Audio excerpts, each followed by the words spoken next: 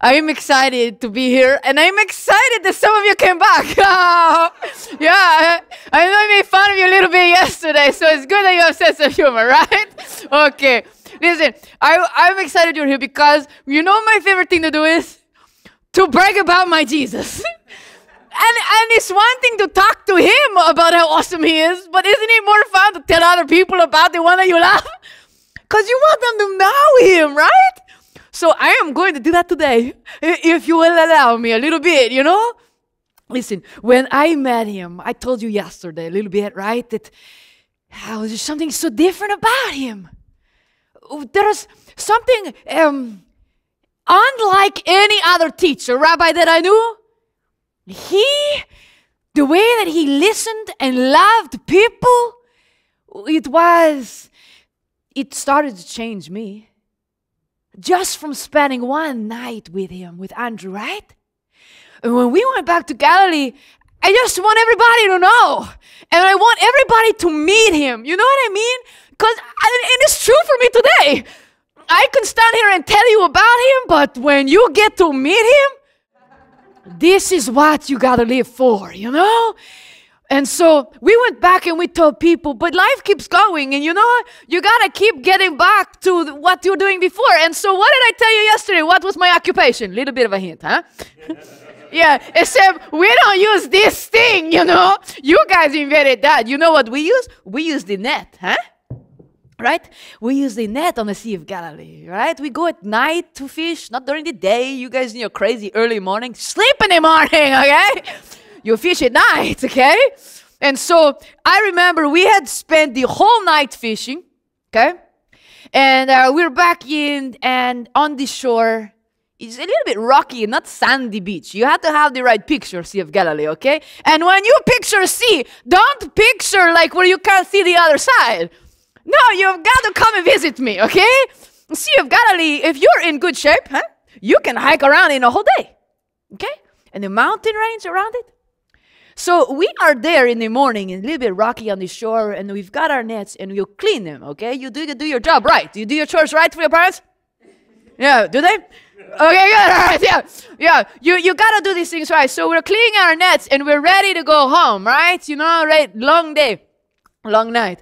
And so as we're there, I look over and I can see a crowd coming.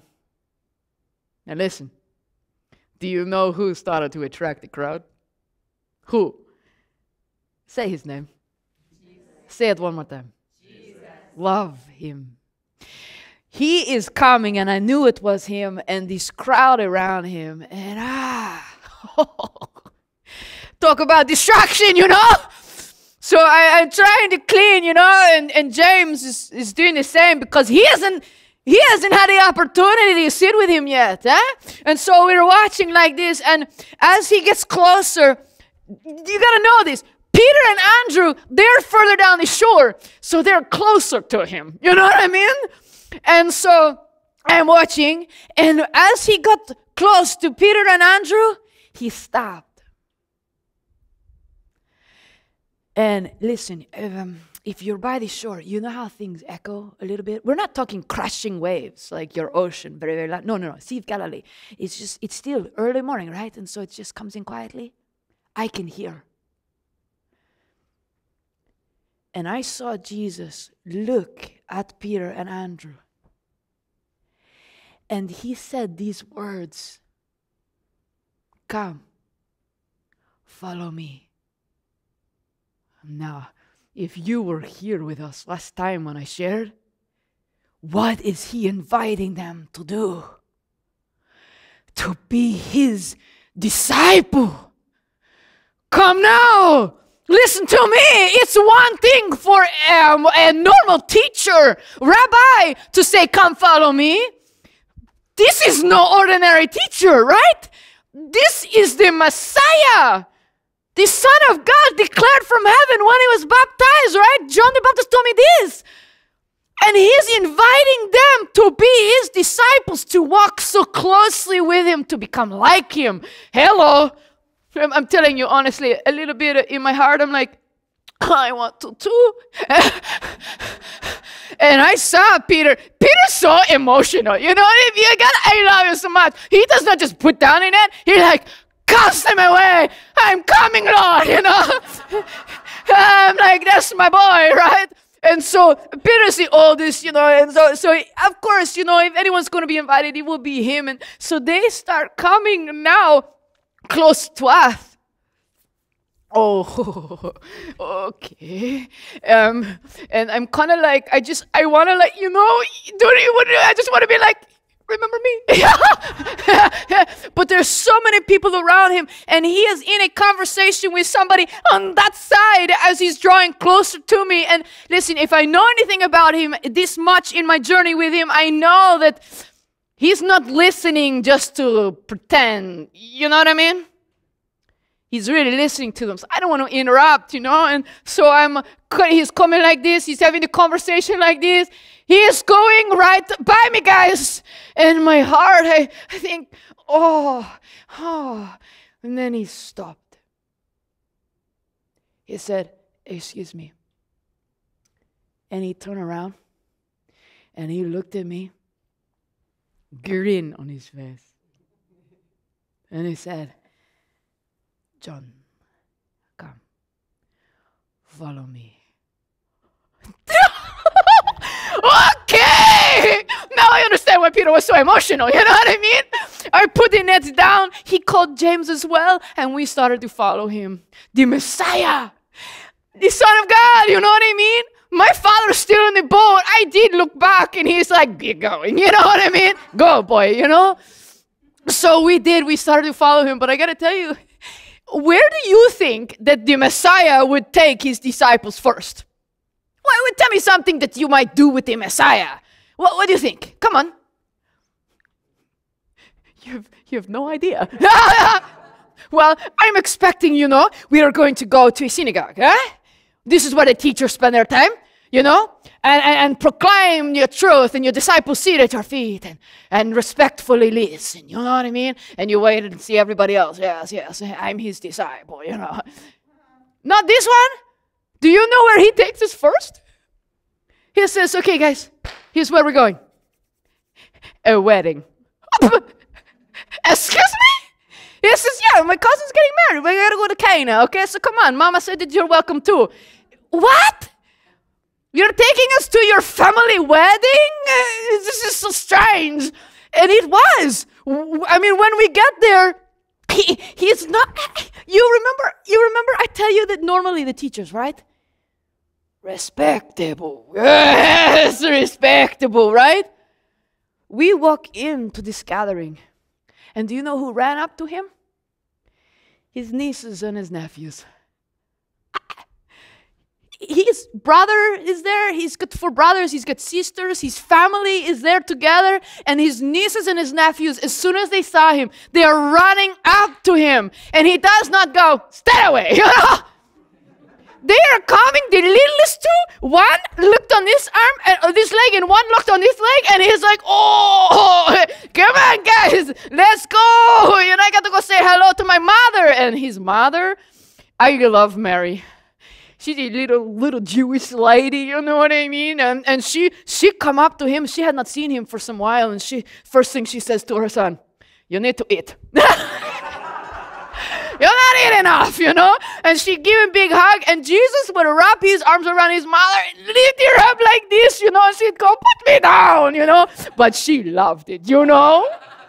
So he put her down, and then the little ones, he take this one off this leg and this one off this leg. He was, you know, he's not weak, but he's not buff, but, you know, he could carry them. And so even as his people are coming and talking to him, he's got this one, he's like pulling on his beard a little bit here, you know what I mean? And he's just laughing a bit. This is the Messiah. Then one of his other nephews comes over, you know? And he wants to play a little bit. And so you know what Jesus does? He's getting down. Come on, you know? And he gets on his back, and the Messiah is playing horsey. Who is this?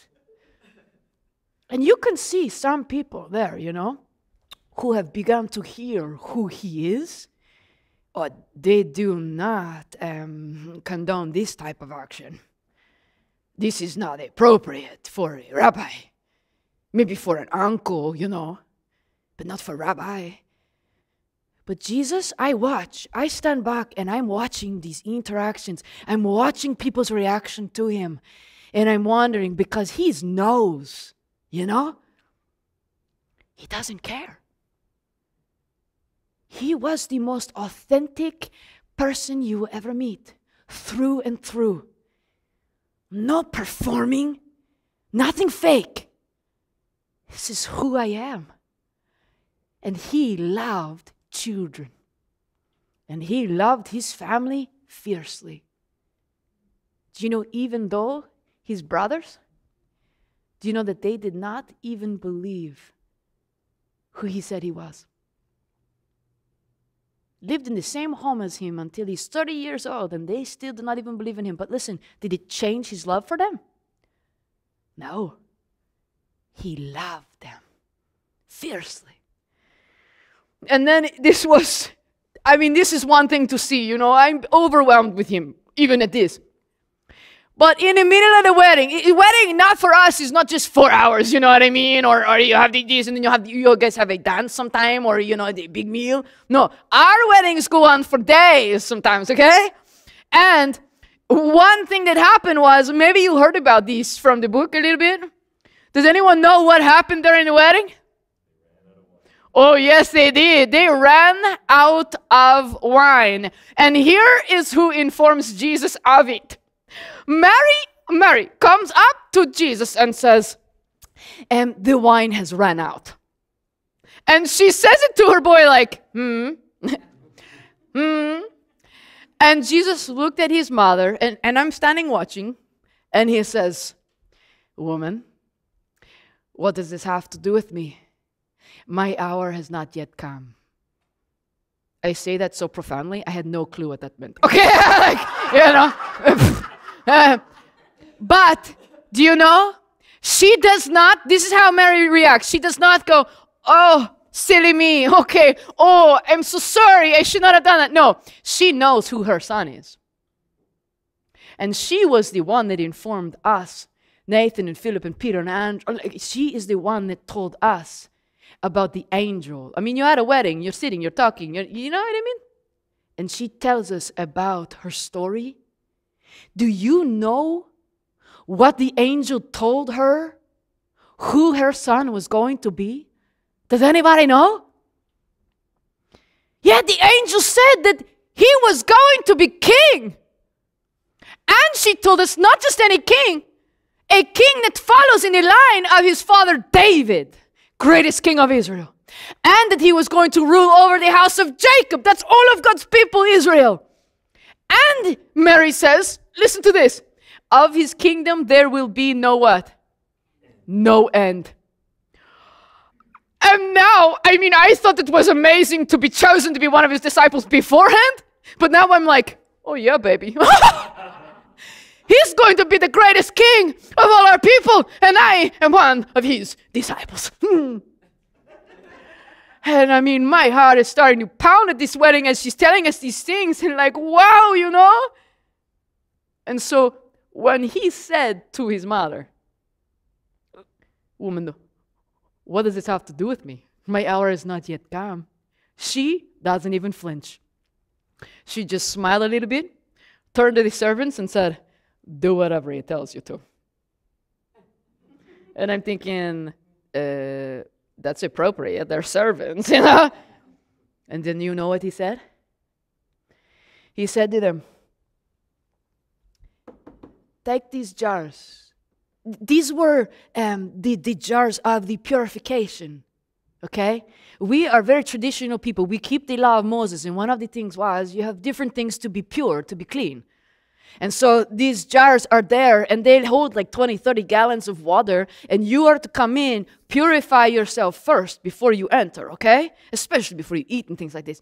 And so he goes to the servants, and he goes, it's been a long time, right, in the wedding, and he goes, fill these up with water. And I'm thinking, they don't need water. They're asking for what? They're asking for wine. And now listen, this is why it was kind of a big deal for us, because the family of the bride, right, they are the ones that are responsible for providing the wine. And for it to run out, this was not good. This looked poorly on the family. And this is Jesus' family, you know? This is why Mary's saying, we're out of wine, you know? And so he goes, fill these up with water. Like, this is strange. But just like Mary had said, they did exactly what he said. They took these, they went, they filled them up, and they brought them back. And I'm waiting like, now what? He says, take a cup and bring it to the headmaster. You know, like the wedding organizer. You know what I mean? Yeah. You usually have women that typically do this. No, it was a man's job in my culture. Okay, you can organize a wedding. Okay, so they said, take the cup, bring it to the headmaster, you know? And I'm thinking, why is he thirsty? It's just water. And they took the cup, you know, they filled it with this, and they brought it to the headmaster. Now I can see the servants looking, you know what I mean? It's water, water, water. Why am I bringing this to the headmaster? You know what I mean? He gives it to the headmaster. The headmaster takes this cup, he takes a sip, and he gets a little agitated. And I'm like, oh boy, what's going on? Bad water? Not bad water, best wine. This is what had happened. He went to the bridegroom and said, why have you saved the best wine until last? That's not what you're supposed to do. You're supposed to the best wine first, when people can still taste it. It's been days, you know what I mean, right? You serve the best wine first. You don't save it to the last. And I look at James, and he looks at me, and I look at Andrew, you know, and we're like, best wine? And we go over to this thing. He's full of wine. We're grabbing our cups, you know what I mean? We're dipping it in, and I taste it. I mean, you never tasted such wine. Incredible. But he didn't even touch the water. He didn't even do like, you know, hockey-pocky, you know, famo, you know. He didn't do nothing. He didn't even say the word wine. Just fill them with water, take it to the headmaster. Who is this? And now I'm thinking, how is it that I get to follow this one, the Messiah? What in the world? When the wedding finished, he said, okay, guys, let's go home. Back to Galilee. And listen, when we got back to Galilee, we went back to Capernaum. This is where Peter is from, and Andrew. We live near there. And you know what happened? Do you know? Did you read the book? Well, I'll tell you in a little bit, okay? I just want you to think about this for a little bit, okay? Who is this Jesus? That he has family. He's ordinary, you know? Ordinary man. He looks like normal Jewish man, and he's playing with children. He's got brothers and sisters and aunts and uncles. A mommy. But then on the other hand, he's extraordinary. Who can do this? No normal man can do this. Are you following me? I want you to think about Jesus today. Not just from the stories you hear. I want you to think about, who is this Jesus? What is it like to be in relationship with him? He's incredible. I'll tell you this. Do you believe it? We'll see.